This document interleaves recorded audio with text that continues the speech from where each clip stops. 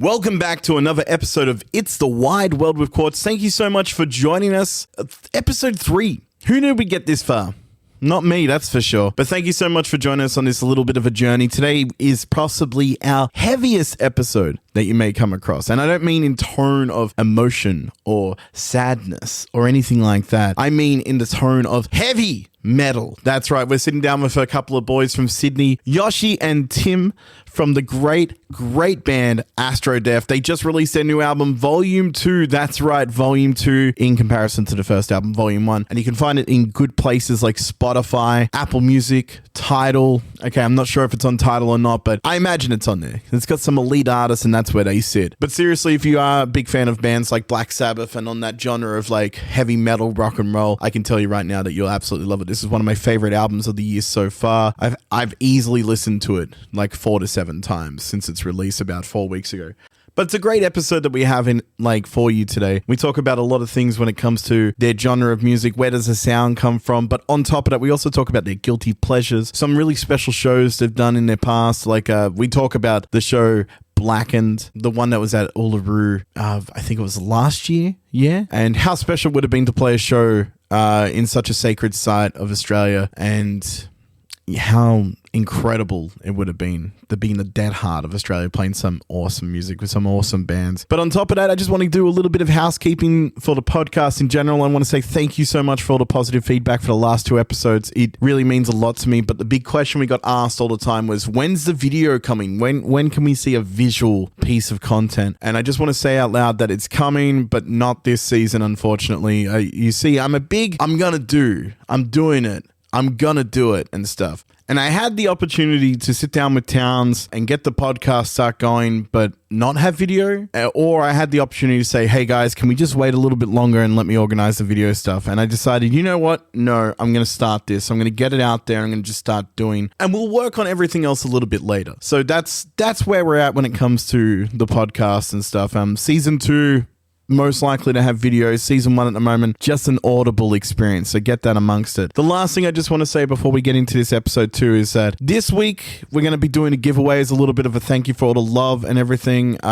Stick around to the end of this episode. We're going to be talking about a little bit more in detail of what to expect and where to enter. So wait till the end. You'll find out about it and stuff. But just wanted to tease it right now that it's going to be a giveaway. All right. Thank you so much for hearing me talk for a little bit. Now, on to the episode. I'll see you guys soon.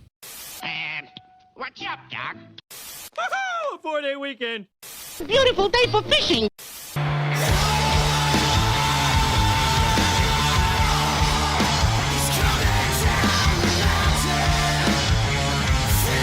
Thank you so much for joining the pair of yous. We've got on the green couch over here. We have Tim from Astrodeath. Welcome, Tim. G'day, mate. How you going? And we have Yoshi from Astrodeath. Hey, how are we? We're good. Thank you so much. How are you boys doing this morning on this Saturday morning? Sorry. Yeah, good, man. Good. Yes. Been a long week of work. Glad it's the weekend. No, I'm glad, dude. I'm really glad. I really like who you guys are. That's why I have a big question of wanting to get you guys in here, because one thing that I'm doing with this show is getting people that I've worked with or done things with, and I always like starting this with a little story. Okay, so I remember the first time I caught you guys, and I didn't know you personally at all. One of my friends, they were starting to do photography. I was giving them pointers. I was trying to get back into photography, and they were like, "Oh, I'm shooting Molly and the Krells and Hypergiant and Astrodeath at the Chippo." And I was like, "Cool, I'll come. I'll take photos with him. We can just bounce off each other and go oh, look at this." And 2 things I really remember about the show: the lighting was awful. And it was hardest thing I shot. Yeah, it was I think 1 light on each, right?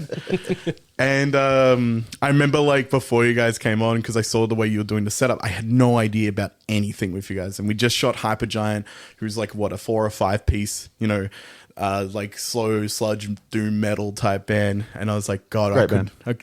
10 out of 10. I'm still heartbroken I missed their vinyl release, man. And then I could have got it at any point. But I remember when I saw it was just a 2-piece, I was like, okay, I remember going to the lighting guy and be like, can I fuck with the lights? Because I can't get a single photo.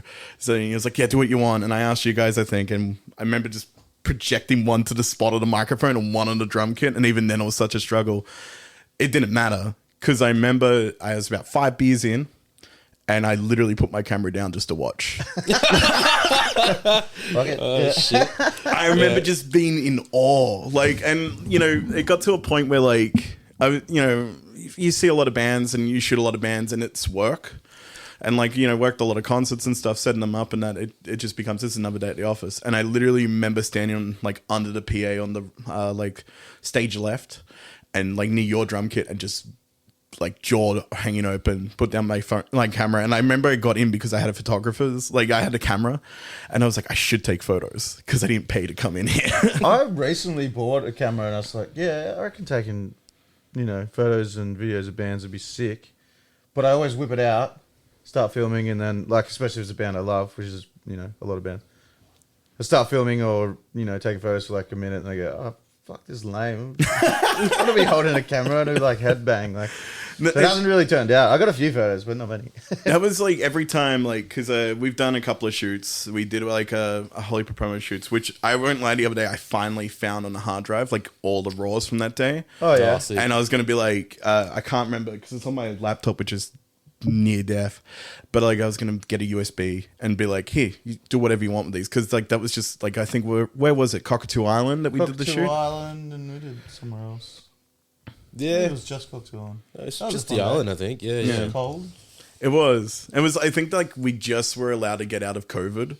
Like it was Yeah. that time where public transport and everything was properly opened up, and Yeah, there wasn't many people out, was there? no, Bit of but a weird vibe. Yeah. it made it. I think really it added to it. You know, like it was really Yeah. fun. It was a fun day. Yeah, and that roll of film next to Walter from the Big Lebowski up there, that is still the film that I haven't gotten developed from that. Oh, there's day. photos on there. Yeah. Right. Oh, shit. One day. That'll be the next episode, man. Yeah, 100%. Be like, so I got the photos, but I don't have them here. Like, you know. The full slideshow.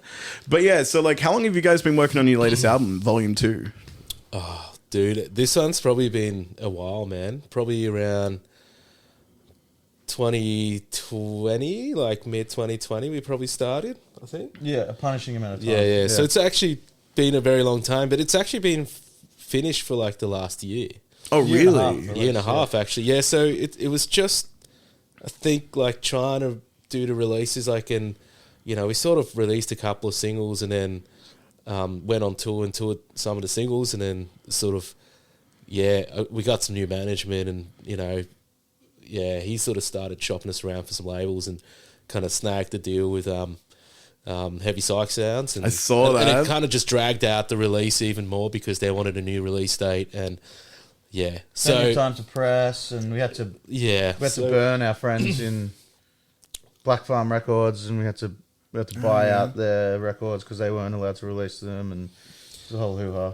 There's a whole thing, but I think, it definitely has done some wonders for us in terms of being able to sign onto a pretty established record label. So, yeah. But even before that, there were setbacks. Like when we were thinking about releasing it, maybe it was about a year before. Yeah. We, like the pressing plants in Europe were all backed up because of COVID. Yeah. And we didn't have an option for an Australian label, so there was already delays, and then it got delayed again after the delays. So. Yeah, so I think it's just the release planning was a bit all over the shop. You know what I mean? But like the record was pretty much done in like 2021. I think it took us about a year from like when we started writing till we finished recording, which is maybe still too long. We want to try and make the next one a bit snappier than that. When you have too much time to like go over things, you tend to get in your own head. I mean, there's some perfectionists, I guess, that would be tweaking things until they're fucking amazing. But for us, it was just like we were listening to it, going like, "Oh, this is shit. We suck. We're gonna start again," and like because we just had too much time. Yeah. But reflecting back now, listening to the whole thing, you know, mixed and mastered and finished, like we're psyched on it. Well, everything that you've both dropped, like every time I've come across a new single, I'm like, this slaps. Like it's just power. Like there is so much like this density of sound, and there's so much like aggression, but not like angry at anyone. It's just, I don't know. There's this intensity, this electric feeling that you guys have, and I remember like I kind of like not in a bad way forgotten or anything, but I knew the album's coming out because I was like, I got to pre-order the vinyl, but money's been awfully tight, so it turns into that next week thing, and then I didn't even realize it came out on that Friday, and I was like, oh fuck yeah, I can't wait, I'm gonna blast this. And I remember getting 2 tracks in, and I was working, and I walked in to my work, and I said to my manager, I was like, dude, the Astrodeath album's really fucking good. And like, he knows you guys through me, like, and he's like, I'm sure it is. And I went, no, it's really cool. Went home, listened to it, and saw him 2 days later, and he was like, it's actually really fucking good. And I was like, yeah, it's really good, right? And like, I found myself listening to it and being like, I forgot, or I didn't know where it was going next. Like, I didn't even realize songs were changing. They were just blending into each other perfectly. And like, I don't know, man, like, be really proud about it. I know sitting on an album for a long time and stuff, like, you start eating words and start eating feelings and that. And like, being there with like the EP my band did.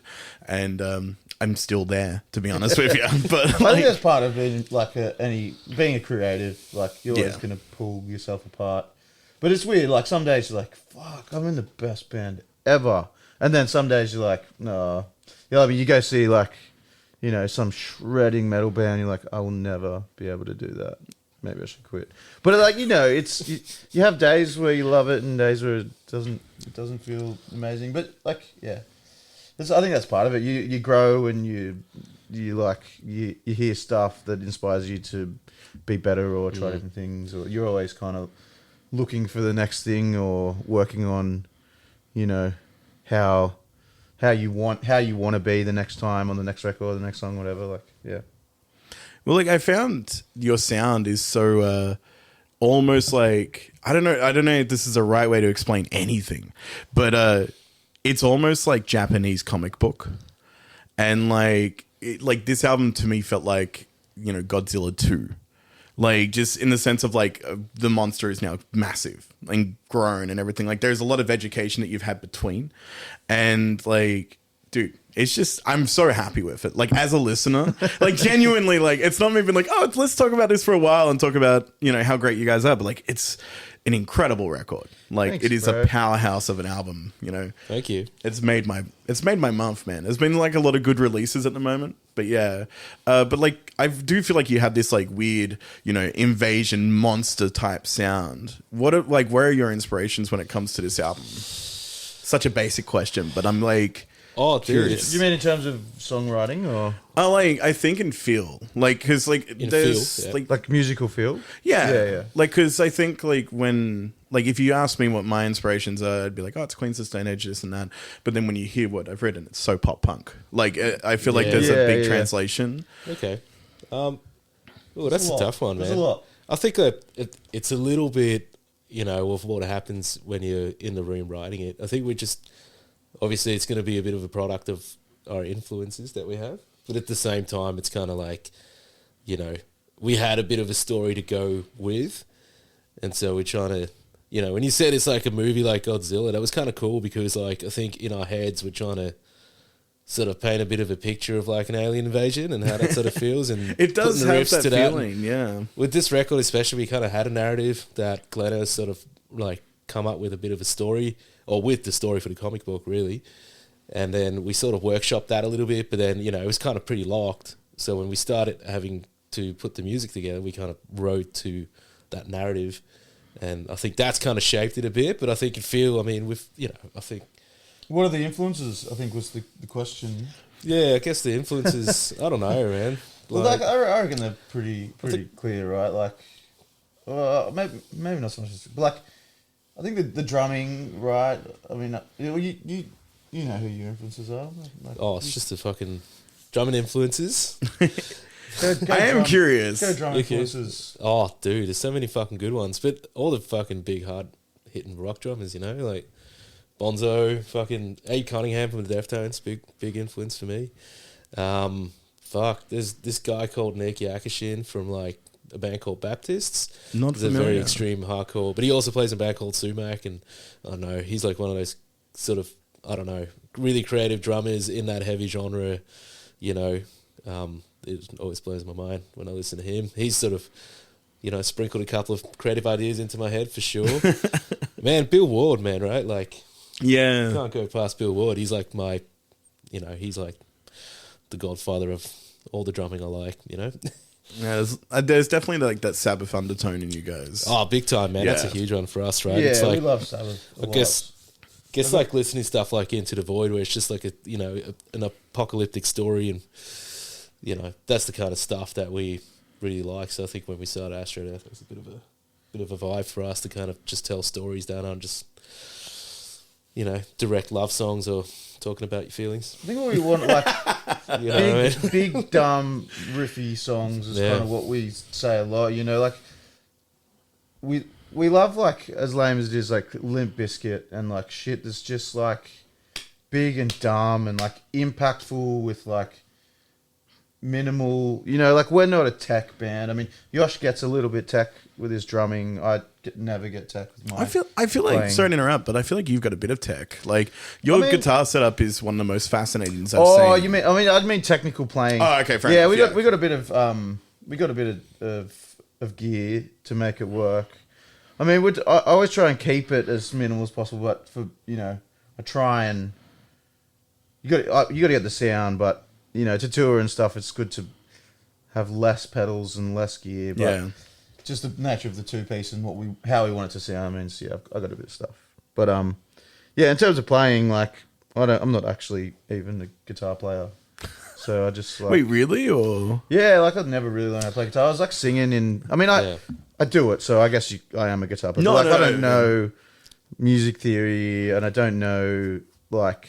He's more of a putt-putt guy. I don't like my playing technique is really bad, and, like, you know, I do things the way that I've worked it out by myself. Yeah. You know, and it was never the plan to be a guitarist. Like, I was singing in bands, and before that I was playing drums, and those are the kind of two things that I saw. But like, I picked up the guitar as a necessity when heaps of my bands kind of ended up breaking up, and, you know, as a singer or as a drummer in a band, you don't really have, you know, usually the songs are written by a guitar player that's like, here's a riff, like, sing over it. And if you're not playing that guitar or writing that song, when a band breaks up, you just have this feeling of like, oh, fuck, I've just serviced this guy's riffs for like 4 years. yeah, And now there's no fucking band and I've got no fucking songs. yeah, So, like, I just picked up the guitar for that reason, so I could, like, hold on to some of the, like, the stuff that I created. It's like, nah, that's mine. Yeah. I did all of that, start to finish kind of thing. But yeah, I don't know. That's Your influences? influences. I think the biggest one in terms of, like, starting this band and how we do it is Local H. okay, They're like a grunge band from Chicago. So that I stole his guitar setup. And I think without hearing that band and seeing what they could do, I don't know if I would have forged with the two-piece. Like, when I wanted to start a two-piece a while ago before Yoshi was drumming and before Astrodeath started, it was a struggle, like, trying to work out how to do it, trying to, like, make it sound big in the way I wanted to. And then I found Local H, was like, oh, yeah, steal this guy's setup. So, I mean, we don't sound much at all like Local H.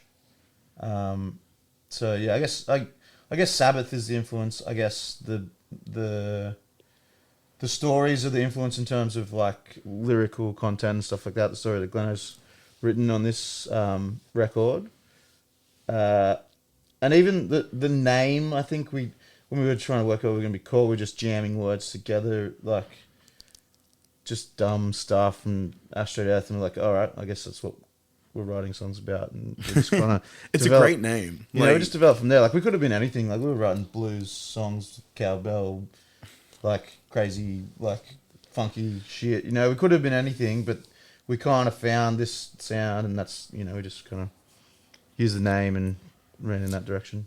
Yeah, I think there's also heaps of two-piece either doom bands or blues rock bands. Yeah, And I felt like, I remember when we first started jamming, it was very like blues rock stuff. And I don't know, I remember just being like, nah, we got to fucking either spice it up a bit or... Yeah. But we also just didn't want to be like a two-chord sort of yeah. doom band, which is fucking cool, but also, I don't know, I think... A lot of doom riffs are so very simple, like 2-3 chords and that. Yeah. Oh, we love that. We love that shit, yeah. Oh, definitely. But, like, the one thing that I've been impressed, like, because I'm a singer guitarist as well, and my riffs are, like, drop D, very basic and that. And as we were growing, I was getting better with complicated riffs and that. Since we've stopped because of COVID and everything, not so much. But I'm so impressed with your riffs and your vocal melodies being so separate to the two. Like, it's really like hearing that guitar was not your first instrument, or like first choice of an instrument, I should say. And then to reflect on like your riffs, your vocal melodies, singing and playing at the same time. One, hearing a recording and seeing you do it. Awesome. Like really impressed. I'm jealous. It's hard. Like I'm not, as I said, like I'm not learned at those things. So like it's a struggle. And like if we don't jam, if we don't practice, like I lose it. It's not like riding a bike. It's like, Yeah. I don't know. Just like I got to continually practice. I'm dancing on the pedals and singing and playing at the same time. It's not natural for me. So like I got to just keep working on it. And you know, some of the new songs on the new record, which we're gonna attempt to play in a couple of weeks' time at the launch, they're really hard. Yeah, not gonna lie, Dude, Shoot it's yourself in the foot. it's going to be a really cool tour. And like speaking of tours and everything, one thing I think is really beautiful with you guys, and I've said this to so many people, like outside, like if I've run into people from the next band I'm going to mention and you guys, Mountain Wizard Death Cult, you guys are kind of like boyfriend girlfriend bands in a way. yeah, You know? bro, Yeah. love, yeah. Like honestly, the best way I could ever say it is like the six of you guys, possibly the nicest people in the music Sydney music scene. Like at least I can't speak for the other states, but I would take the risk. Those guys are legends, yeah, and they like support everyone, and they go to a lot of gigs, and they're genuinely like They're good people. fans, and Yeah. and like they're just good dudes, yeah. Good dudes. But we kind of like we met those guys just by chance. It was Show that was we a did with weird. Yeah, I think it was like a second or third show ever, and them. Same for them, I think. yeah, same for them. And it was just this weird one where Crowbar just had they must have had some band pull out, and literally about a week before that date, they just 3 hit days up. before. They hit a couple of bands up and just like, hey, we're putting this bill together, just play it. And we are like, yeah, sure. And then we saw the poster and it was like us headlining, and we're like, fuck, how are we going to do that? Like no one. I think it's like- at that point we're like 10 people. Yeah, in it that was room just fits like like 450 people. Yeah, so. it's a big room. I played that room to 20 people, and you feel that room. We've done that Yeah. a number of times. I remember Yeah. telling, like, I worked in the kitchen when I was being interviewed by Trad. I told him about that. And he's just like, I don't know why fucking small bands want the big room, man. It's just like, it costs so much money. Like, it's such a loss. And I'm like, dude, I was so happy.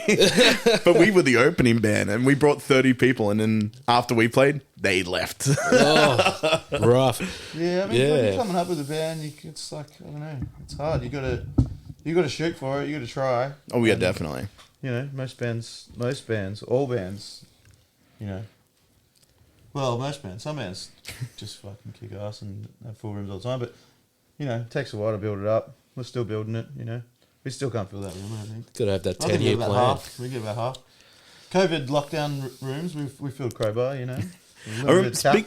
speaking of COVID lockdown rooms, I remember the shows that the guys did at Vanguard, and my favorite thing, because it was a sit-down show, but the top floor wasn't. Ah, sick. No one patrolling the top. Yeah, like, and I yeah. remember like seeing like the bartenders and that, and they're kind of like at the bottom of them, just looking up and like, fuck it, like if someone comes in, we'll stop. But like, you could see that vibe. But I think like the one thing is like you've grown so much on 2 albums, and like you've done so much touring, you've done so many of like these odd single tour shows and stuff, and I think also your reputation between bands, at least in the metal scene, is absolutely fantastic. Like you guys have an awesome growth, and it's awesome. I don't know, just Yeah, well, Yeah, we've been working hard for it, you know. Like I think it's we just you know, we said yes to everything. We just tell our, you know, since we've got a booking agent, we just tell them just keep booking, keep us busy, like, and it's, you know,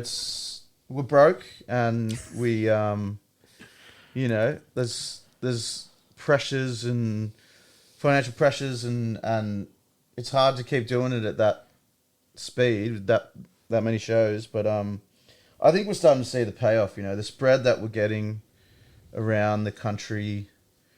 You know, like it's starting to roll over, and we're getting, you know, whereas when we first started touring, we get all our mates coming to shows, and you know, maybe bringing a couple of their mates. But now we're starting to see these people that we don't know where they're coming from, and they're coming in and saying, we heard your band here or here or here. And now, you know, we're getting like proper fans, I guess you'd say, which is interesting and cool, you know, as opposed to us scrapping to get like every person, you know, calling people, come to the gig, bro, come to the gig, we need you there. Now it's like these people coming in, and now the struggle. We got to like try and remember everyone's names and.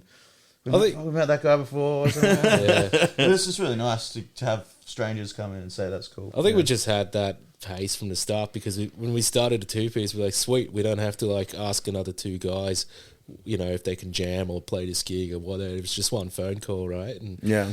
I think in the first year we booked like 60 shows. Yeah, you guys were play. getting heaps. And we were just playing every weekend, and it was just nuts. It was great, you know what I mean? We played probably in Sydney like 30 times in a year. Days we were doing like three shows a day. Yeah. You guys felt like crazy. like I hate using this term, but you genuinely felt like rock stars in a way when I first saw you. Because like when I looked at my mate and I said to her, I was like, these guys are really fucking good. And she's like, yeah, how have you not seen them? And I was like, what do you mean? She's like, oh, I've seen them like 4 times. They're fantastic. And I was like, I don't know. Like, you know, it's like when you find cheese for the first time and you're like, this existed the whole time. And then when I was like, because I went into a deep dive, I was trying to find anything. And I think you only had the singles up at that point, like Dark Star and maybe one other. And I remember just repeat like the 3 singles that you guys had out at that time, and I just couldn't get over how much like everyone there was into it. Everyone was loving it and stuff, and yeah, like you guys work hard, and it does definitely show in like your reputation with people, your audience, and yeah, the way that even you promote things too. Yeah, we've tried to keep it, you know, grassroots in that, like, you know, we're not our attack is go out there, meet people, play shows, make friends, and just keep doing that. And hopefully it pays off. And it's starting to. You know, we haven't really done any huge, like, advertising campaigns or any, like, internet trickery. You know, we've done a little. Like, we pay for a few Facebook ads when we do releases and stuff like that. But you got to play the game. Yeah, but, you know, like, I think we wanted to be... Like, when we spoke about it at the start, like... We wanted to come from the bottom and work our way up instead of trying to appear to be some kind of thing that's bigger than what we are. You know, there's a lot of bands that come out and do that, and power to them. You know, like they start with like a Sony deal and they put all these, you know, top-notch musicians together and start this band, and it's comes out with this, you know, prestige already. And it's like we kind of wanted it to. I mean, we didn't have that option either, but you know what I mean. We didn't have like, the cash.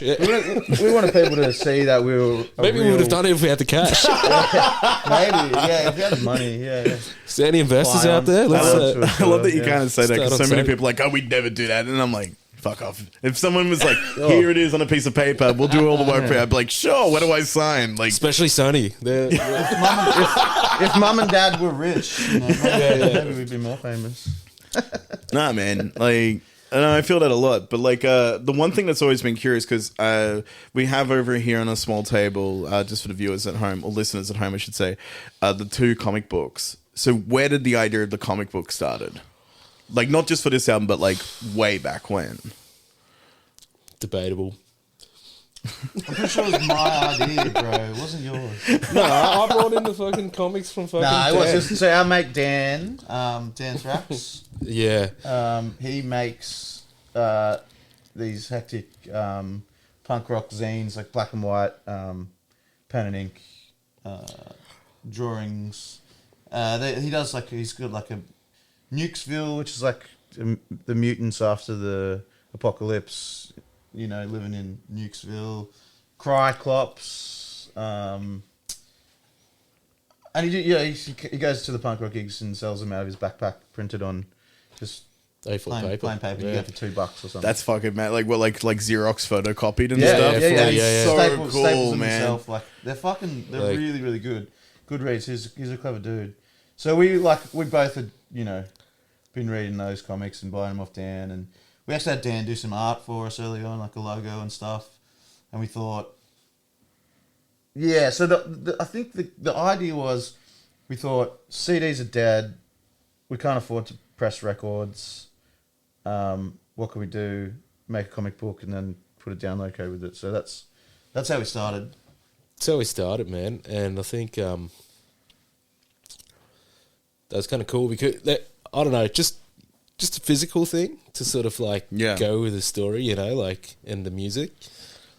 I guess we all kind of grew up like I don't, like probably our generation. I know, you know, you're very used to having like a CD sleeve or something that you know, kind of shape. I remember just like always looking at the sleeve, trying to figure out what this band was about. 100%. The learn booklet about and it. stuff, Like you see pictures of like the band members, and it's so cool, you know. And I bought CDs just based on the cover, right? Yeah. Yeah. And you know, it sounds a bit weird, but like I guess for me, it's a bit like fuck. We don't want to lose that for people that like want to, you know, discover music. Yeah. Like as a younger generation these days, like you just discover it through Spotify, right? Which is cool as well, but also It's a weird way, right? like if you have something at the merch desk that you can like give to someone, you know, whether they're young or old or whatever, but something you can discover and sort of, you know, but just having something to make the record a bit more sweet, you know what I mean? Yeah. I feel like, and a comic book sort of felt like the right price at the time to make it happen. You know what I mean? Well, I remember like where was it? I caught you guys at the Townie, and it would have been during the King Street crawl. I can't remember what year. The comic book was there, and I remember being like, I want to talk to him, but I'll just leave him. I don't, because I didn't know you guys that well. I think I just chatted to you when I did the photos at Chippo, and I took a mate. We're both on an edible, and which like. It really matched. Like if I'm being honest. But I remember like when I took it, because it was a cookie, so I just pulled out my bag and ate this cookie, and I saw the Pelican case, and you had the stack of comics in it, and you had the one at the top in the shrink wrap bag, just like how it is. And I remember being like, oh, that's fucking cool. Like I remember just being like, that's really like a smart way, because immediately like what you just said, I read that in the room. Like, you know, it's so hard to flog CDs now. Like, not many people like we were just talking about this Deep Purple box set that's next to Yoshi, and I was like, do you want any? And I'm like, nah, it's all right, and then it's like, don't really get CDs anymore. And I was like, yeah, I don't have anything to play CDs, you know, like Face it out, yeah, like it's the hard thing where it's like vinyl is very heavily backed, but it is quite expensive. But the comic book I think was genius. Like it even added to, like, if you will, your legend to me. Like discovering this band, seeing how many people at show, realizing how late I was to a party, and then been like, and they sell comic books. Like it was really fucking cool. So like I feel like your merch level as well has always been this intelligence of like being creative, pushing boundaries, and like doing what other people are doing, but doing your own way. Like every time you dropped a new hoodie or something, I've always been like, oh god. Like I'm pretty sure one, like when I did photos for you, I was like, I'll take like $100 off if you give me a hoodie.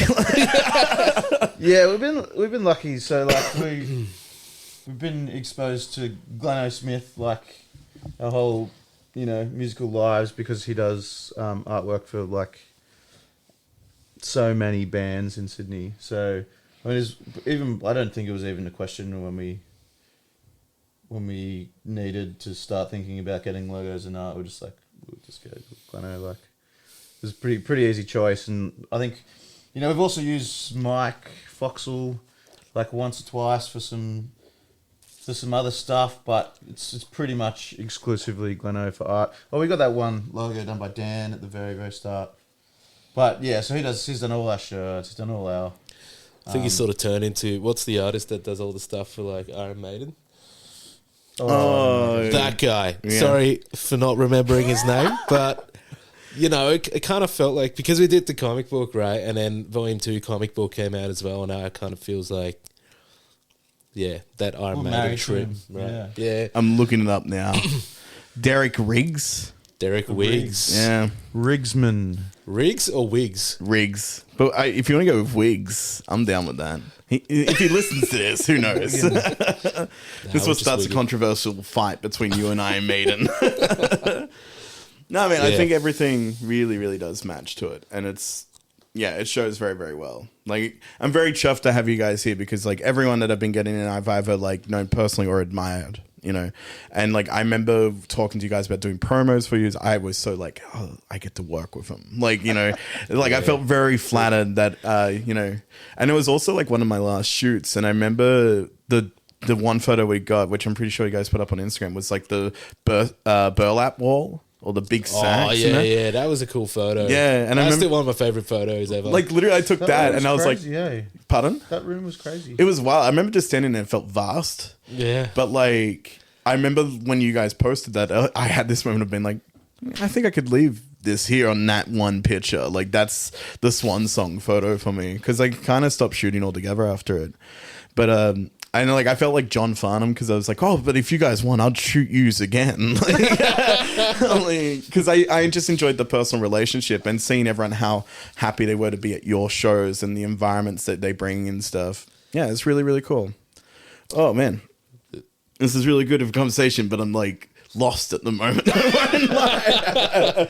Oh, God damn. but I just keep thinking about that day we were shooting it on Cockatoo Island. You know, that was so cool. I mean, was a that fun day. photo to me is still. It's kind of cool because it's just like, it kind of like, you know, captures like what I think the band's trying to be. It's like two small people trying to do something very Yeah. big, you know? Yeah. It's a very big room and we're very small in the Got photo. some sick shots that day. Yeah, that was fun. No, And that's I really thought that cool. was a cool It's photo. pretty rare. Like I usually don't like doing photos, but that day was pretty chill. There's been a couple of times where we've had, you know, photographers. It's like you feel like you're just hanging out, and the photos are just happening in the background. You know, I think that's when it's good. So it's people are like trying to say like, oh, but just put your chin up there and smile a little bit and like look badass. And oh man. And I remember we did a shoot, and I got my mate to take photos because he was starting to do photography, but he'd been in bands. So I was like, you know what to say to us. Like, you've been there. And the one thing he just kept saying was like, black metal face. And all of us would be like, just like chin down, eyes down, and all that face. And I like, the band changed since then. I remember looking back at the photos being like, look at Brad. And he was wearing like a Simpsons Ralph Wiggum shirt, but he's like, he's got this black metal face and shit. But yeah, so like you're on the cusp of like doing this huge tour. Tell us about this tour. Like one thing I really dig about it, every show has like different bands opening up and stuff. Like I think Melbourne, you've got the Balls opening up. That's Sunbury, but yeah, it's in Vic. Sunbury, the Balls, and Scarnon in Sunbury. We've got a band called Ghost Smoker and a band called Grit in Melbourne at Cherry Bar. Check out Ghost Smoker. Great band. They're really good. Yeah, we like them. They're lovely dudes as well.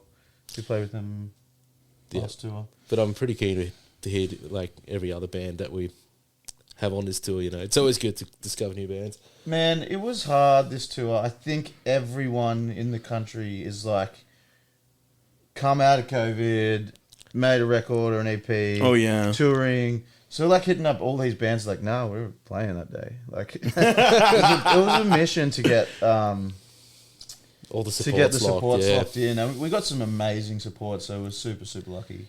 But yeah, we would ask like 1,000 bands. And they're all playing, so you know, take your pick on that weekend, mate. Oh, like that Melbourne weekend, there's like 100 amazing gigs. So Yeah. please come to that one.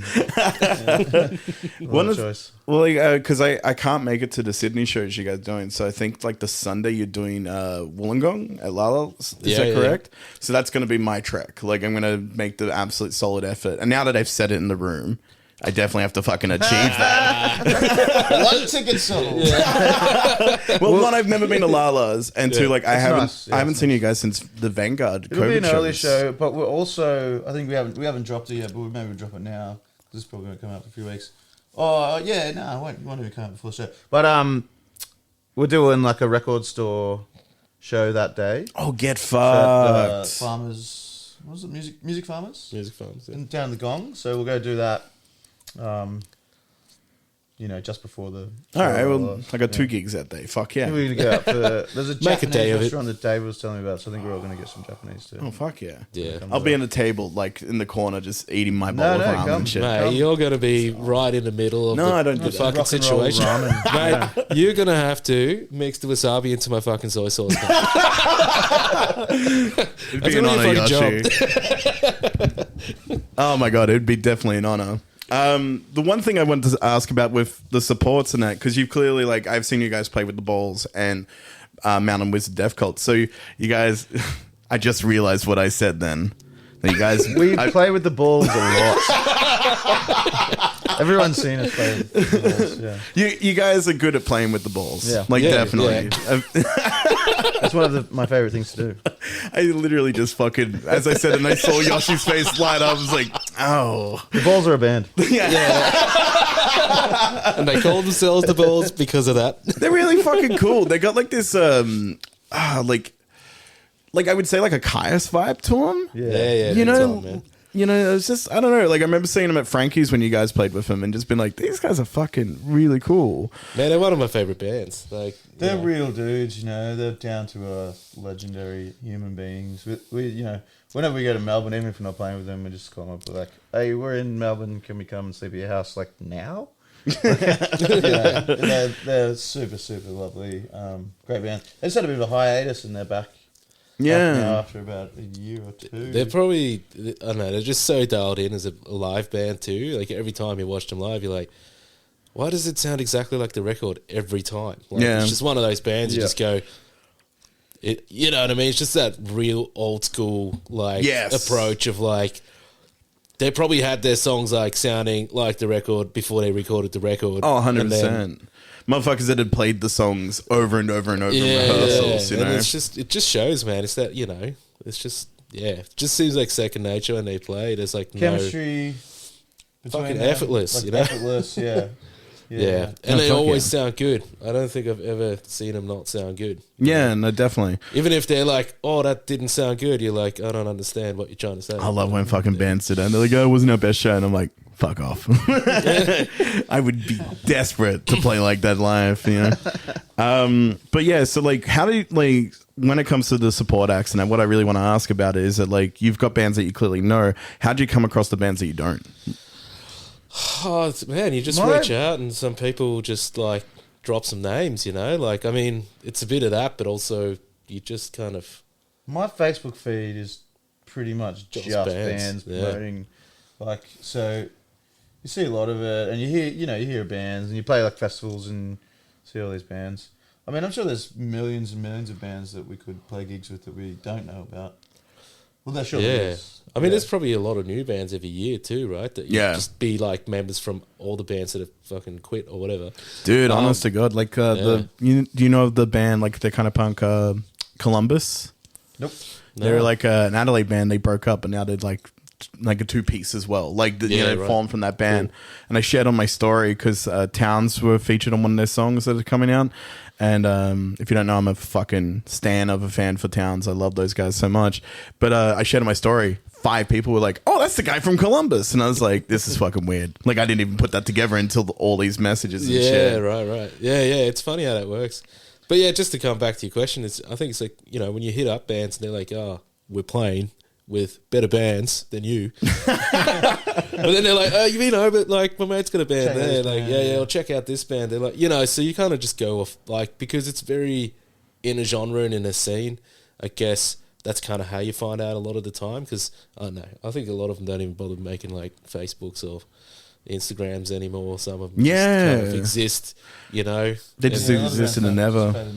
Yeah. And that's kind of cool too. Yeah. But we're also like pretty open to some, a very vast demographic of bands. Like, it doesn't have to be in the Astrodeath field of things. Like, it could be very progressive, or it could be super like punk or whatever, right? Like, I think death metal bands, or super like grindcore or super death metal. Like, we love all that stuff, and I think I think in the Astrodeath there's a bit of influence of all those genres as well. So definitely. So for us, it's quite easy to go, okay, that's cool, and we like mixed bills, right? Like, I mean, I don't think I want to listen to a bill with just like 5 grindcore bands, because by the end of it, you just, you ground down to a pile, But like, if you mix it up, right, keeps it interesting, and I think for palate cleanser in there. Palate cleansers, yeah. You need palate cleansers, Yeah, no, definitely. I think we're a palate cleanser band. Usually get put on a bill with heaps of metal bands with a palate cleanser, for sure. That's going to be the title of this episode. Every time I'm doing these episodes, I'm like, I'm going to try and find a sentence and like the palate cleanser band. And I'm only saying it so when I listen back to it, that's the ADHD moment. The other thing about finding supports is like, we've also got this like huge wish list of bands that we want to play with, and then this other huge list of bands that we know want to play with us, and it's just finding the pockets where it can actually happen. So like there's no shortage of bands we'd love to play with and bands that would love to play with us. It's just like making it work. You got to think about how to get the most people in the room, which is one thing, and like you got to think about how far people have to travel. We can't just ask a band from far north Queensland to come down to a show where there's going to be 50 people, and we can't to open up a crowbar. So we've met all these bands on the road that were like, we'd love for you to come play Sydney, but making that work, because most bands have 5 people and it costs costs them $1,500 just to get to Sydney. Literally to play a show they'll make $200. I mean, that's the game, but that is sometimes the game. But also, it's just finding the balance so everyone gets something a bit, out of it, but also everyone can contribute and make it a really good night, Yeah. I think that's important. I think it's just, but also, just good people. Like, I just want to make sure it's like people that actually play music for the right reasons, and are just good people and good bands. Like that's, So remember that time we had like, what was that Japanese band again? Sorry, I'm having a break. Hell Dump. Sorry, yeah. We had good. Hell Dump. They were touring, and we had them on the bill for a, it was a Humanoid Slave release. That was album launch. Oh, it was the album launch. Yeah, true. First album launch. And it was just such a weird bill. We had the Wizzies on there, and we had Hell Dump, and then who else did we have? The Balls. The Balls, correct. What a lineup! But you know what I mean? Just this wild card of like, oh yeah, here's a Japanese band that plays like, they're like glam rock, crazy cheesy stuff, but also they're like dressed up like kind of like Gua, yeah, fully, just like they're amazing. Like it's so good. It was just so cool to have that band on the bill, and it worked so well. And it, it's just those, I don't know, it's just those things where you just. I don't know. It's just entertaining. I think, it's got to be entertaining for everyone that comes to watch the night. So definitely. That's important. There's a lot of effort that goes into making a good bill, and like it's the older I'm getting, the more like you look at a festival lineup and you're just like, nope. Yeah. Just like there's 2 bands on that day or something like that. Like, I definitely out of the genre of what we're talking about. But I remember I looked at Last Splendor and I was just like, I can't relate to any of this now. And I don't know if that's just me getting old or if it's like looking at the whole day and just being like, I don't know. Yeah, but like you guys definitely have a great tendency of making a good lineup. And I think it's really important of like cross-breeding genres on it. Yeah. Because like the metal scene, I feel like has definitely come together more than it ever has been. Like there's so many people that don't just like black metal or grind metal or thrash metal or doom metal. Like everyone, I think, just wants to hear metal at shows now. So like they're happy to see, like that's how I found like Mountain Wizard Death Cult, like from your show at the Vanguard, and I can't remember the singer's name to save JJ. I remember hearing him scream for the first time, and I felt like my cat ears just went behind me. Yeah, like it just like I remember just like, oh god. Dude, and that cover you guys did of Godzilla that night, fucking wild, man. But yeah, like speaking of big gigs that you've done and everything, who are bands that like you talked about a wish list? Who are bands that are on your wish list that you could play with, and have you played with any yet? Already, sorry. Are we narrowing it down? Is this just any band ever? Or like, are we narrowing it down to Australian bands or? Oh, anyway, yeah, man. I thought you meant like, just any band ever. Like that's our wish list. Like Jimi Hendrix. There's heaps. I was like that band I was talking about before, Local H. I'd love to play with them and meet those guys just because they mean so much to the band. I guess I'll start with Australian bands. I reckon it would be sick to play with Tumbleweed. That'd be cool. And that'd be really, really cool. Those guys are like, stoner rock kind of godfathers, and they seem like legends.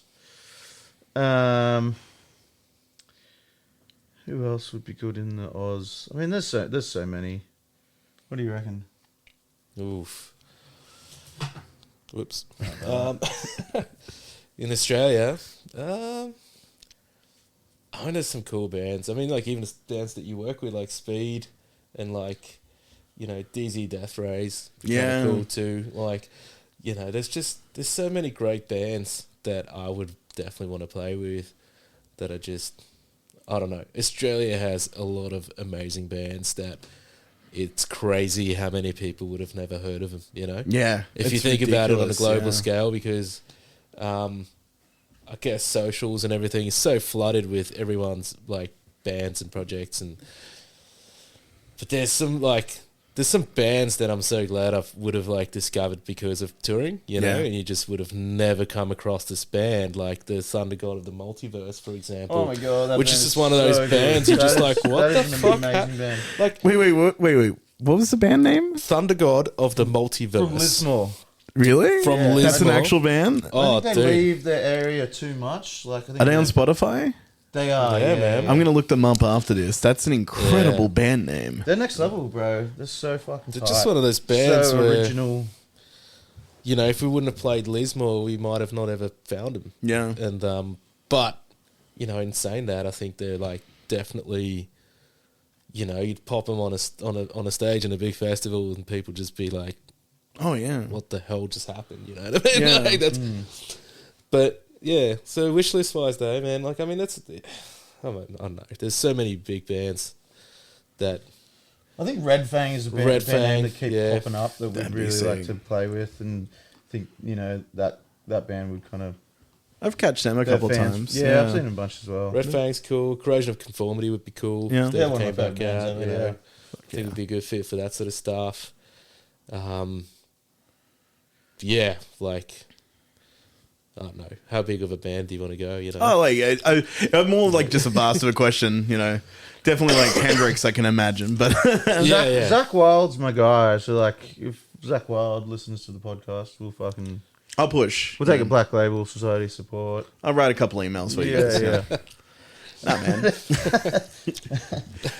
Nah, man, that's cool. That's cool. I'd love to, like, I can see you guys opening up for Red Fang. Like, Hypergiant, I think, did on their last tour. Yeah, I was like, I'll come and like, carry your amps for you, boys. I was like hanging backstage with those guys, helping them carry their stuff around. I think that was like, because we'd seen them prior. We saw Red Fang prior. And I've seen them 3 times, like Soundwave and their 2 Manning Bar shows, I Oh, think. nice, yeah. And fuck, what was it? Like, we went the second time, we're like, this is great. And then my mate was like, do you want to see him again? I was like, how much? And he's like, $60. I'm like, fuck yeah. Like, that's a good night out. And then Pretty cheap, I reckon, for that kind of band. Yeah. literally, it was something like 60 or like, it wasn't more than 100, Yeah, but yeah. like, it was a really, like, Manning Bar's a great venue. Can't go wrong, you know? And then he was like, oh, that band you said, Hypergiant's opening. And I was like, oh yeah, we're going. I was like, yeah, like, that's a great night out, you know? That's fucking absolutely mad. So speaking of like big lineups and everything as well, tell me about the gig that you guys did at the Rock at Uluru. Like, tell me that story. How did that all come about? Blacken, yeah, that's oh man, what a cool thing to do. The best festival I've been to. It would look sick. Like, I remember seeing the poster and just being like, what country is this in?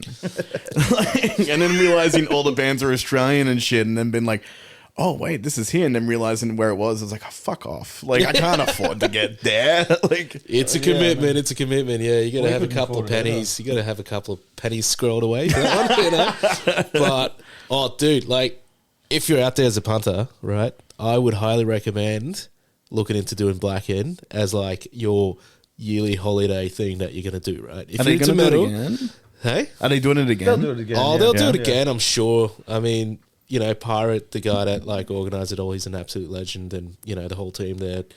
It's so grassrootsy, but but they're really pulling it together. And it's like it's quite incredible, you know, putting on something that established in the middle of like literally in the middle of Australia in a desert. They claim it's the most remote music festival in the world. Probably is because it's like a good hour drive from like,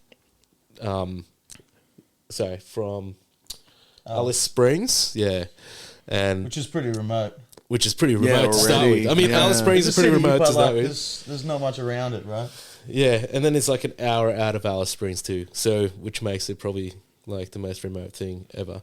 And it's so cool. It's just like, you know, they just get all these bands there to play, and they're like some of the, you know, the best bands in the genre at the moment in Australia for sure. And yeah, it was a really incredible experience because, you know, you really feel like you're in a different world, and it's kind of cool combining, you know, something that's so old, like the center of Australia. Oh, yeah. With like this new genre of music that we've only had for the last like 50 years. Yeah. And just like this weird sort of, I don't know, it's crazy. Well, you it know, kind of it's weird. mixes in this odd way, like the history of like, you know, Uluru and, you know, the country and the Aboriginal culture, of course, that vast is like 40 to 60,000 years.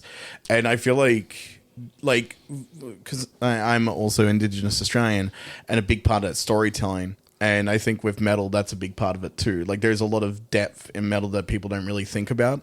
Yeah. And so when I saw like where it was at, I was like, that makes sense. That's like in the end, like, this is such a bad way to relate it to anything.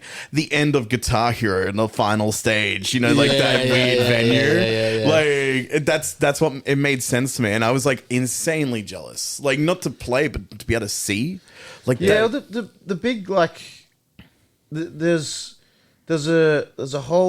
like a big smoking ceremony there, and there was a big Indigenous presence there, and it was really humbling to be kind of like accepted into that kind of community and like been shown things and to be able to experience that country, which, you know, we would live in the city, like, but to be there and hang out with those people is something we don't really get to do very much in our day to day for whatever reason. But like, yeah, it was pretty special. There's like an Indigenous band, Southeast Desert Metal, I think they're called. Yeah. Who are unreal. And yeah, that was part of the whole, you know, magic of it all. Just I mean, it's their world, and we get to go experience that, and it's special. Yeah, it's super special. It's a very special thing to do, yeah.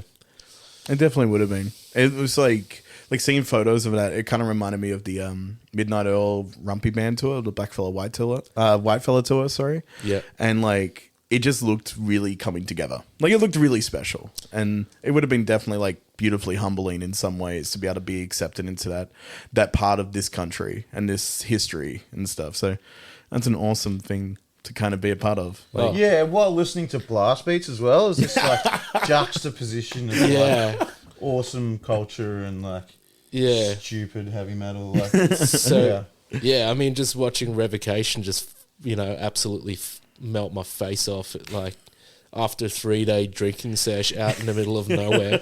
and I think maybe You know, but it was such a special thing, you know. You just go, oh my God, like, no one, like, only a very small handful of people on this planet have actually been able to do that, you know. Yeah. Because there's not that many people at that festival, you know, The other because it's sick very hard to thing- get to. the sick thing about that is, like, I reckon they booked Amel and the Sniffers like just before like they started doing all those world tours. Yeah. So like we were to see Yeah. Amel and the Sniffers like in the desert with like 300 people there. That was cool. Like, that was pretty mad. Like, Yeah, it's incredible. right on there, like, you know, launch off into the stratosphere or whatever. dude, they're like a band that like I don't know, like, it felt like COVID just put a magnifying glass on them. Like, Yeah. they just like before COVID, they're doing sold out Australian tours, a little bit of American tours and Europe tours, and then like the week after COVID opened up, they got America, they sold out Canada in like a fucking night or something. just Like, Oh, and it's so cool. Like, I mean, that's such an Aussie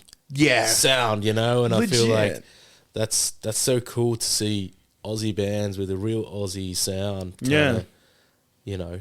and a punk rock band. Yeah. In Yeah. today's musical landscape, you know, getting so much success it makes you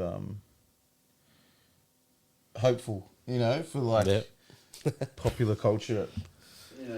Kids, young girls getting into like punk rock that potentially wouldn't, because there's this amazing woman like doing this genre that is so heavily like male dominated and like and killing all the dudes. Like, she's just ripping it. So it's, I don't know. You see that at Amel and Sniffers concert. Like, there's people that you don't see at normal punk rock gigs. yeah. That are, you know, getting this stuff from the mainstream, and that's pretty cool. I think it's wild. No, definitely. And they're so beautifully authentic. Like, they're not like, every time I've seen them in interviews or like talking about things or like getting awards or whatever, they they're no bullshit. Like they are genuinely who they are, and I think that's what makes them like that matches that Australian sound. Like they are real, you know, and not like I want to name an artist, but I'm not going to. But like not bullshit punk, like not staged or anything like that, you know. And then the artist was nothing personal to Sydney or Australia. I promise that much. But I like performative punk rock as well. You know, like I'm a fan of the Sex Pistols, and I guess you could call them no bullshit. But there's like an element of like, oh, I didn't even mean them. I know. I'm just picking a band on that extreme of like showmanship as well. You know, like they're putting on a character for the entertainment value. Yeah, I'm sure they're real as fuck as well. But you know what I mean. There's like, well, it's all Australia's performing got a in some history sense, of producing bands that are no bullshit. yeah. I don't know why that is. But most of our big exports have been pretty. I think it comes This with is the us. culture of Australian music. I think so, yeah. Yeah, I think like gig goers probably don't want to. I mean, they probably wig out a bit if it's like so put on. Yeah. You know, I don't think that really flies that much with the Australian audience, maybe. I think a little bit. I think Maybe a little I think one thing is that, well, it's like the Australian expression, we're not here to fuck spiders. Like, you know, it's that whole thing of like, I think we can tell when something's real and when it's not. Like there's been bands that I've seen or artists I've seen, I'm like, nah, just, it's good in theory, but nah. I think we're like, also as Australians, we're like, with the fan of the underdog, because that's like in our country, like in our genetic makeup of our country, we're like this little place down the bottom that no one cares about. Like, and so I think like, you know, we always like to see the little guy, you know. Yeah. And that plays into that like realness and, you know. Yeah. Just have a go. Fucking go. Have a go, mate.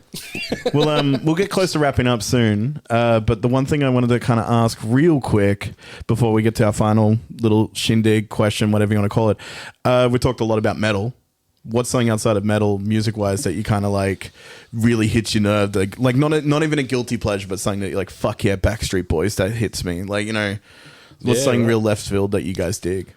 Oh, dude, you should fucking hop in a van with us when we're on tour, eh? You hear like all kinds of shit. I don't know, man. Like I'm massively into all kinds of weird world music stuff too. Like Latin American music really does it for me, you know. So I try and spice up my beats a little bit with that too. Every now and then. But you know, just anything, man. Like, oh, dude, it's a hard question. What really does it for me is, I think, just anything that feels very special and authentic. I think when you listen to it and it just grabs you, and immediately, I don't know. That's a weird way of describing it, but Just name one. oh, Your dog.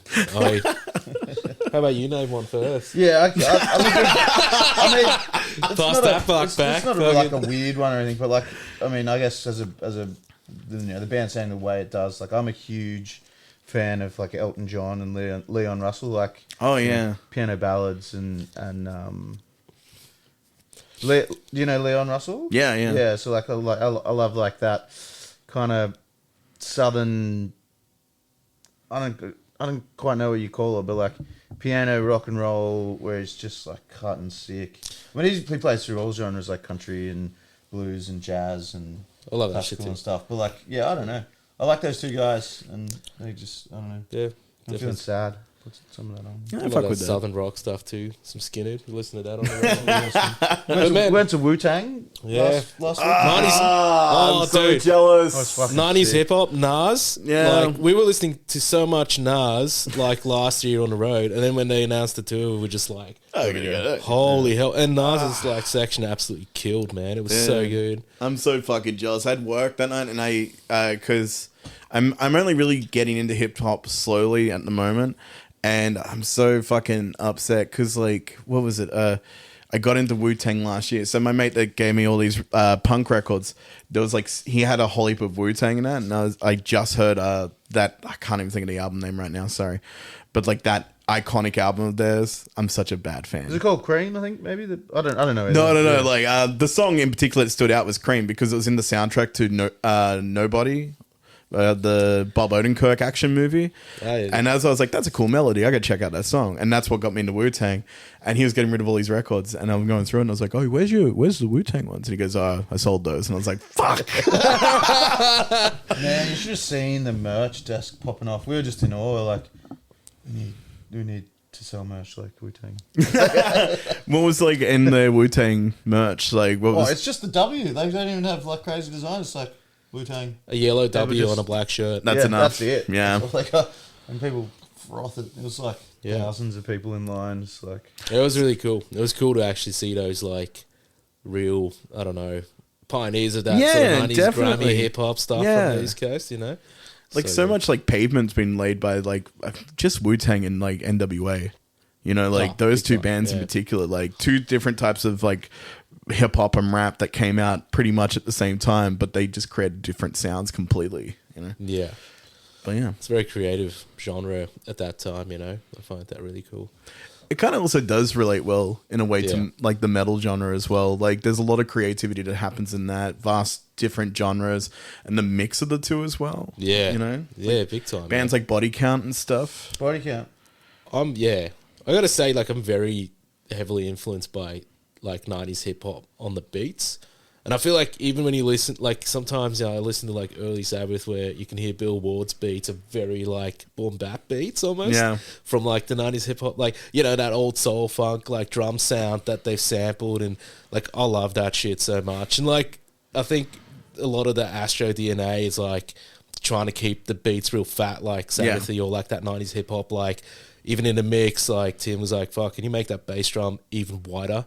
And now it's too wide on the mix. It's like, it just eats up so much of the. Yeah, I love it though. There's just so much kick drum on the mix, and you know. But you go see Wu-Tang and you feel it in Yeah. your chest. It's like, Yeah. You can't help I think but we're start trying to kind of replicate a little dancing. bit of that like live PA fucking mix, where it's just like the kick drums just rearranging your insides. You know? yeah. I fucking love that shit. You definitely Yeah. have that element live. Like, that was like to reiterate back to the start of the podcast before we get into this last question. I remember seeing you guys and like being so impressed with your riffs and being so impressed with your energy on drums and like I'll never forget just like I nearly put the camera away and just wanted to watch entirely because like it was so great. Like I don't even know how to explain it. Like it was definitely like a virginity loss moment. We're still kind of like blown away when people, you know, get into it. You know, we're still like, oh yeah, we just obviously we play because we fucking just want to play, and you know, we started writing the songs. We're like, oh, we don't really. The original idea was like, we don't give a fuck. We're not going to write songs that we know people want to hear. We're just going to write shit that we really want to write, and we don't care if people like it. That was like the vibe at the start. It's kind of changed now because like we're getting a little bit obsessed. We're like, maybe we just do need a fucking hit. We're obviously still gonna just write need that like Sony us. deal, you know. Yeah. Maybe Sony will pick us up if we like actually 100 write a grand, good song. 100 grand. You know. But like, Yeah. you know, like you start thinking more about like how do you spread it further. But like that was the original concept was like, who cares? And then when people started saying we really like this, it's like, oh fuck, that's crazy. A bit more of a Why? punk rock approach, I think, at the start of it. But I look think it's out for this next record, all sing-alongs. All Wait, of them. really? Every single Have you one. guys already started working on Volume 3, or is it going to be something completely... Like, are you going to move away from the progressiveness of Volume 1 and 2 and do a different type of concept, or keep It'll going? be the same. It'll still sound exactly like us, I reckon. But well, I mean, we just re-released the same record. volume I'd buy it two, again. Yeah. I reckon Volume 2 for us was like we were playing with all these bands that we were kind of, that first record was kind of like a grungy record. Wouldn't really call it metal. And we fell in with like the doom scene, and everyone was heavier, everyone was louder, everyone was tuned lower, everyone was more riffy, and so we kind of like absorbed a whole lot of that, and we said, oh, we'll go a bit heavier, we'll try and make it chunkier. And so I think Volume 2 is like that. I think that was sick. Like we're happy with it. Like we like the way that sounds. And it's not, you know, it's not too far from our first record, but I think, you know, we're not so gun-ho on making it heavier this next one. We just, you know, it'll come out as heavy as it comes out, but I think we do want to make it a little bit more melodic. bit more catchy in parts. Yeah, that's kind of the next trip. Yeah. I mean, it's still going to sound like us. We're not going to compromise to make a pop song or anything, but it's going to be in the back of our heads that we want people to sing along. You know, not be able to shout the words. It's trying to find that middle ground's always difficult, but like wherever you guys are, like where you feel that you are, it's a great place. Like that album is, it's not even me trying to say it because you're in this room of mine or like, you know, like how I know you guys personally. It's a really, really good fucking album. Cheers, like brother. it's like there's not been a lot of releases this year, but they're starting to happen now, and I'm very like, you know, thankful for movies like High Fidelity, and I make top 5 lists permanently now. This is at the number 1 spot for my albums this year. Whoa. No, like really. I've listened to it probably 4 times, and it's been out for a week, right? 2 weeks? Yeah, about a week. It's been about We were in Brisbane last week, weren't we? Yeah. Yeah, wow. It's been only a week. Yeah. Dude, Like some good response, which we're psyched about, and even us, like, you know, on the release day, we sat down in the car, we put it on again, start to finish. Like, let's listen to this thing. Which we haven't ever done. We've never really listened to the whole record in one hit. Yeah, imagine we'd have listened to parts, actually, takes, we did songs. once when we did the We got vinyl, test but that was a pressing. while ago. I remember on the day when it came out, we're just like, you know what, let's just have a go at it on Spotify, and you know, it felt alright. We're like, oh yeah, it kind of does sound like a record, which is cool. Like, you know, you just kind of lose all. I don't know. You know, when you like writing it, making it, recording it, by the end of it, you're just so, I don't know, disconnected from it at sometimes, and then you just need a break, you know, Yeah. and then you come back to it and you go, oh, it's okay. Yeah, it's all right. You know, like I think we've done something kind of special. And yeah, it was kind of reaffirming when all of a sudden all the comments came in and, wow, that's a cool record, man. You know, and you go, oh, sweet. Nah, dude, it's sick. Like, it's almost that fucking good. I'm jealous I'm not a part of it, you know? You're part of it. We're here. Yeah, you're actually very much part of it, you So know? funny enough, right?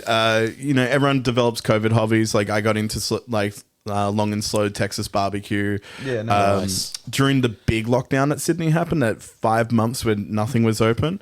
My bass player and I were just sending riffs back and forth. We end up forming. We still haven't worked on it, but like I want to so bad. Our own doom metal band, and it's heavily inspired by you guys. I'm going to pitch the concept to you guys real quick.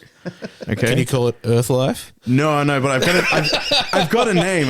We've got a name, and like I've got artwork and stuff, but we just need members. We've got 5 songs. Oh, nice. Yeah, and like it was nice. just like, oh, I wrote a riff. Pardon? That's a set. Yeah, you know, and I was like, oh, we got a riff, and I sent it to him, and he was like, this is the best riff you've written. I've written 2 EPs with this motherfucker, and he's like, this is the best one you've written. And I was like, thank you. Like just like 10 years of knowing you, thank you. Well, that's good. You always want your new one to be better. That's all you can hope for, right? Yeah. The next one's better than the next one. Yeah. Well, everyone I sent it to, they're like, no, this is really cool. You should keep doing it. And like, it's always in the back of my mind. And I think next year I'm going to start doing, because everything is flowing back together. But the concept is called Jupiter's Ring. And it's about I have to pick my words wisely here. It's about a superhero-esque woman that flies through space using a joint that powers her ring. Like literal ring, not her asshole. And her name's... Just to clarify. The amount of people I told, and they're like, you do realize what you said. And I was like, I know, but that's a part of the... someone's going to like... But yeah, and she flies through space on a Tyrannosaurus Rex. Oh, And fuck yeah. She's also a sex worker, because fuck yeah, sex workers. You know? All right. Fuck, man, that's a hectic concept. There's a lot to get into there, yeah. Genuinely, I said it like I was talking to him on the phone, and because we were going over, he sent the riff to my old guitarist as a kid, and he's pretty much a producer engineer, and he like 3 hours later goes, oh, I've turned it into a song for you. And he just- program some drums. And Yeah, stuff. Oh, and- that's rad. Yeah, yeah. and we listened to it, and we're like, this is good. Like, we should do something with it. And then he was like, what are you going to call it? And then it's on the spot. It's like, Jupiter's Ring. Just straight up. And I was like, Is there a ring around Jupiter, or is that Saturn? no, but that's what I like about it a little she's bit called more. Jupiter, and it's her ring. And Yeah, it's her yeah. ring. And Yeah. so, like, she gets superpowers by smoking a fatty. And she blows the smoke into the ring like Green Lantern, in a sense. You know? Nice. And it gives her Sick. superpowers. But when she sobers up, she's got no powers. That's how I feel when I smoke weed as well. It's very, very weedy and It was also like I was getting really into sleep at the same time, but like the whole inspiration of the space element was Astrodeath.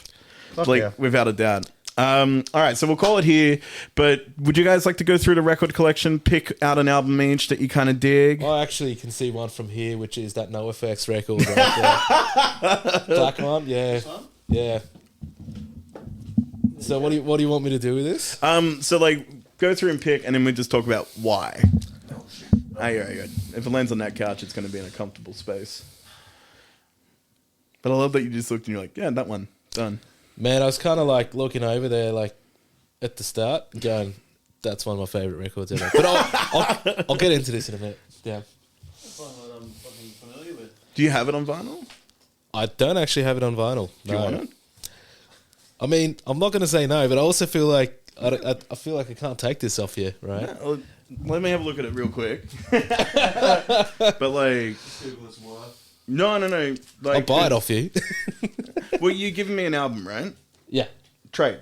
Trade? Yeah, trade for a record. Oh my Does that God. work well? Mate, that I would absolutely be stoked I mean, that's cool. to own this on I won't vinyl. like doing all this shit. I'm very much like Nardwa. Like, in the sense, the shittiest. I have all of them there. Yeah. This is actually when you know how in COVID everyone's doing their top 10 albums. Yeah. This was my number one. It's a good fucking album. But you know what's really funny? Oh. I recently did a value of all of them, right?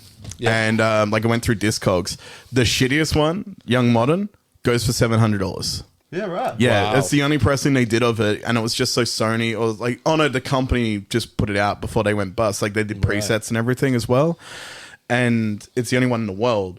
And I was working at JB, being like, oh fuck yeah, I just want it in my collection. And I do like the album. I saw him on that tour like 5 times. Like, It's not a horrible it's record. not the worst. It's just not. I think it aged better than when it came out. If that makes sense. Think about when I think about Silverchair. No, that's fair. But like yeah, like I just bought it. I got on stuff this price for $50 and it goes for $740 now. And I'm just like, Wow. yeah.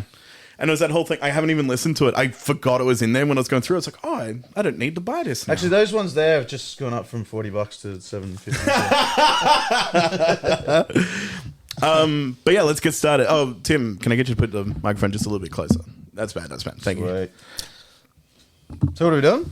Just like tell why, what it is, and yeah, because I'll edit it probably from like here. So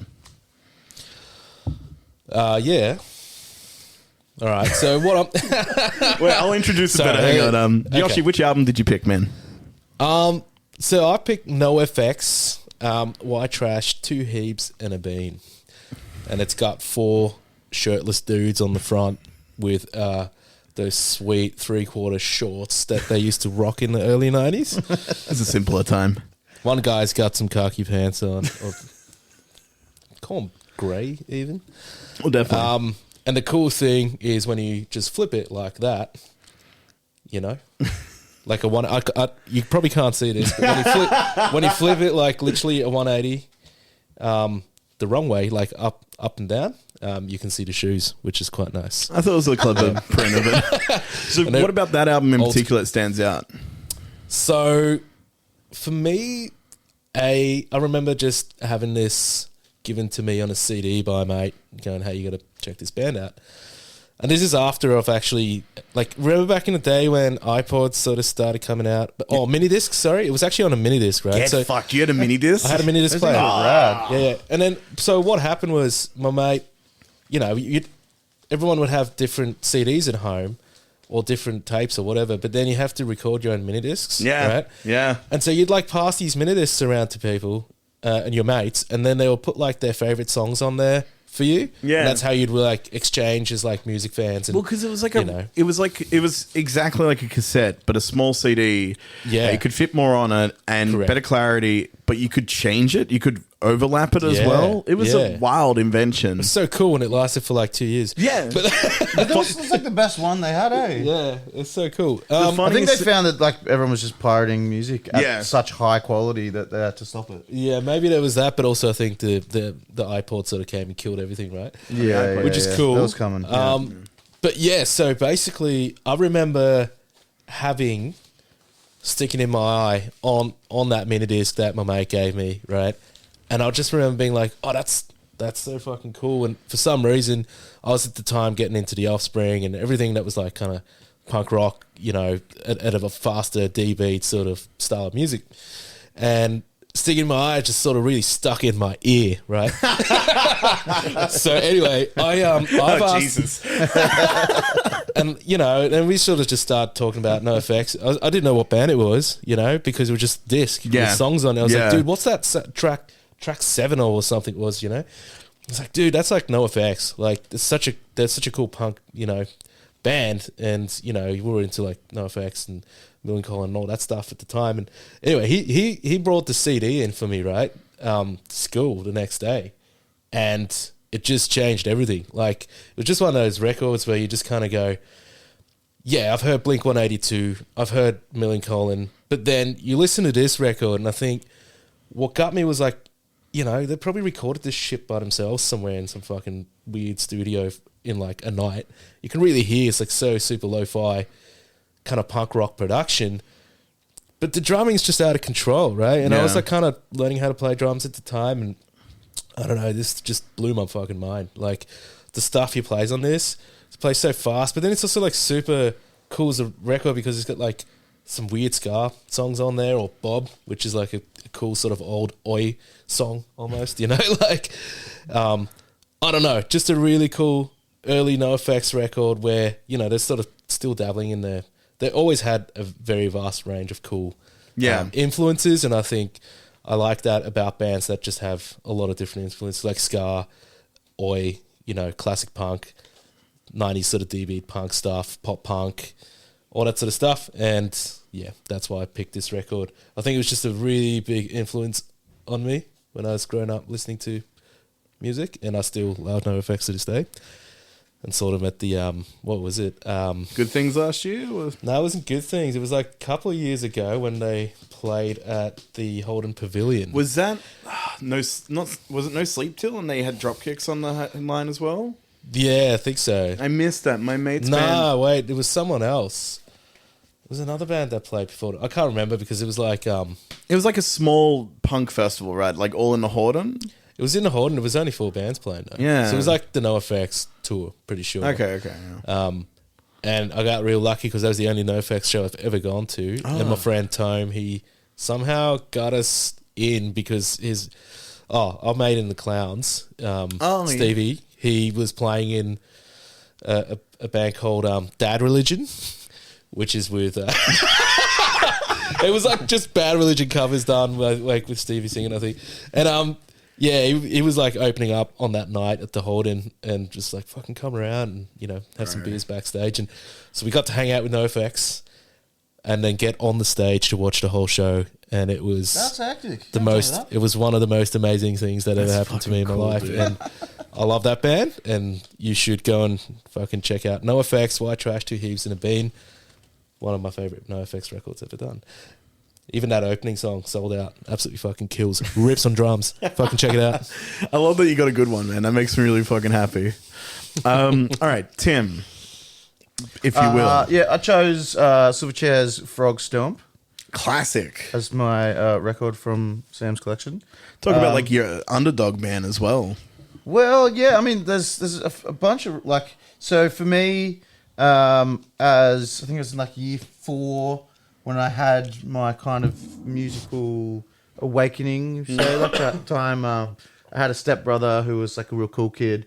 I think before I met this stepbrother of mine, like I was into some real shit music. I was just listening to what I was fed on the television, and was into pop music and Backstreet Boys and whatever. Like I was a little kid. The video hits generation. And then one day he came around and he gave me there's 2 records. There's a Living End. I can't remember what that name of the record is. The red one with all the hits on it. Is it the self-titled one? It's got like West End Ride on it. It might be self-titled. I think like the full like red, black, and white. Yeah. So he gave me that, and he gave me this, and so I, you know, like obviously Silverchair is a Nirvana child, right? But what they used to call them Nirvana in pajamas. But I got that was the nickname they got. I got Silverchair before I got Nirvana, so it's like gateway to like I did all too. that cool shit. Yeah. And you know, I remember. I know, like, Freak's not on this record, but I remember, like, a few years after that, or like a year after that, you know, I was at school, still very, very little. I used to go, like, roller skating for school sport around the ring, and there's a DJ there, and, like, man, I just, like, every like 10 songs to go back, like, play Freak again. And, like, I was just skating so fucking hard, just like, yeah. And, you know, it's like, as a kid, Silverchair is inspiring because they were, like, 14, I think, when this record was written. Yeah.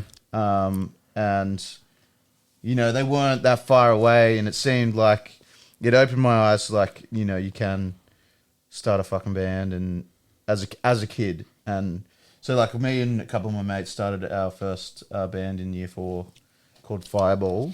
Fuck yeah, that's a good name too. Yeah, we had my mate played drums on a chair. Do you have a song called? Do you have a Two of us, song? Oh, sorry. was that? Yeah, you go. I was going to ask. Do you have a song called Cinnamon? Cinnamon? Yeah. Cinnamon Fireball? I don't get it. Didn't get the reference. He's sober now. Oh, right, yeah. the drink, yeah. Remember the fucking pipe? That's so shit. I hate Yeah, and we Fireball. thought we were mad. You know, we did a show at our school assembly with, like, just 2 singers and the guy playing drums on a chair. And that was, I think so. Silverchair's maybe the reason that I'm a musician, potentially. Yeah, I've had some people say Astrodeath has a bit of a Silverchair thing going on. I met Daniel Johns once in his short-haired days. I was working at a music festival.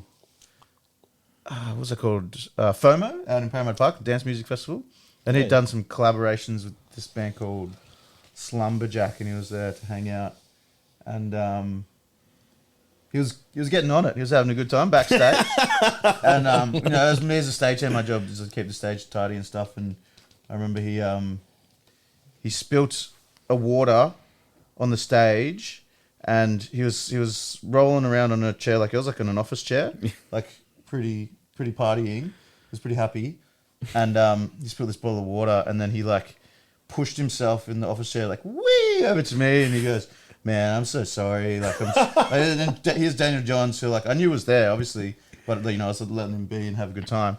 He's like, "Oh man, I'm so sorry. Like, have you got a towel? Like, give us a towel. I got to clean up the stage for you." And then I was like, "Nah, bro, it's all good. It's all good. You chill out. I'll clean the stage."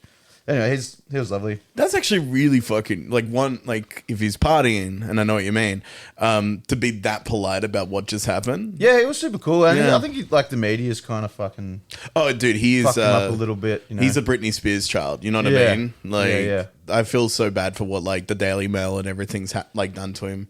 He went on a, like, I'm like, because I'm big on Silverchair and Daniel Johns. We went down to the Melbourne exhibition that they had. Oh, on him. true. Yeah. Sure, that was on. It was really cool. I can hear definitely a Silverchair influence in you guys. Yeah, especially in the that riffs. big for me. Yeah. Yeah. That's really fucking cool. That's a great choice. I love both. I love that they both hit like a grassroots part of your lives. You know what I mean? Like, there's definitely stems from this, and that's mad. So Oh yeah, dude, this record is huge. Huge for me, man. Huge. I didn't know you could hang out with NoFX, bro. That's fucking sick. Yeah, man, I met them all backstage, and it was just one of those weird things that happened literally on the day. You know, Tom just texted me. It was just like, "Do you want to? I want to go to NoFX, but I want someone to go with me." And so I just went along, and I was like, "Yeah, fuck yeah, I'll go to NoFX." I was broke, man. I had like no money, and he's like, "Yeah, Steve will probably be able to get us in." Like, it wasn't even a guarantee. We're just at the front of the place, and Stevie just comes out and just like, "Yeah, just walk in with me and pretend like you're my mates." And Time's the king Yeah. of getting on the door, eh? yeah. some people have that talent, dude. Like, honestly, God, like, fucking private function. We're in Sydney Thursday, and I'm broke at the moment. Like, I'm flat broke, you know. And I was just like, I know Chris, but I don't want to ask. Like, you know what I mean? Like, I hate being that motherfucker. It's like, hey, can you give us a door spot? And it was my day off, and it was my first, like, proper day off in a while where I had it to myself. And I was like, I'm just going to stay at home. I'm just going to chill. I might stream a little bit. I'll play some fucking Fortnite. And then I saw his story about 20 minutes before they went on. Hey, who wants this door spot? And I was like, fuck! Like, just being like, God, I could have just asked him. Yeah, I'll tell you how that. If you want a door spot, come get a door spot. Don't be afraid to ask. We just want your head banging at the fucking show. I think You it's want a all- Dory? Fucking ask for a Give you Dory. Hit us up. Well, look, I was gonna say, do you want, like, you brought a box of gear. Do you want to finish on that? I feel weird being like, should we do that on the episode or should we? I thought man. there might have been a camera. That's why we bought all the gear. But, I'm so sorry.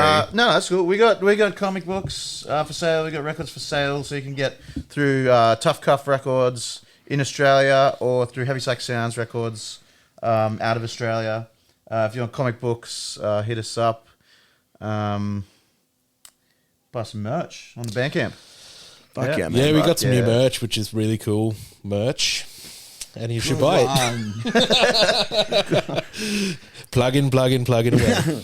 Well, before we go, when does the tour start exactly? 2nd of June, we're in Katoomba for the first night of tour. Oh, it's a good night Yeah. too. What Red Bee, I think, is opening up for you guys as That's well a as very good night, yeah. dude. Yeah, we've got Mountain Wizard Death Cult on it as well. Celestial Oath. Celestial Yeah. Oath, one of our favourite bands from the mountains. We've always Celestial Oath had and Red Bee. a rad time playing the mountains. I think it's Yeah. because, the Wizzies, we've always played with the Wizzies up there, the Mountain Wizards Death Cult.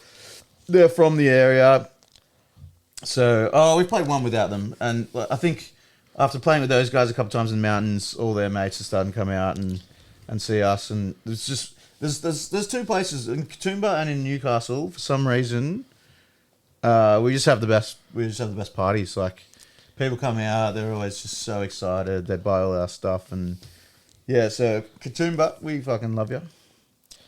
I'm pretty sure the Wizards are from Western Sydney and not the mountains. But Well, it's like halfway about- up the mountains. Yeah. halfway up the mountains. Well, like people travel from like Windsor or whatever. Like it takes them half an hour to get up the mountain. They're like from base camp, not quite up on the peak. Yeah.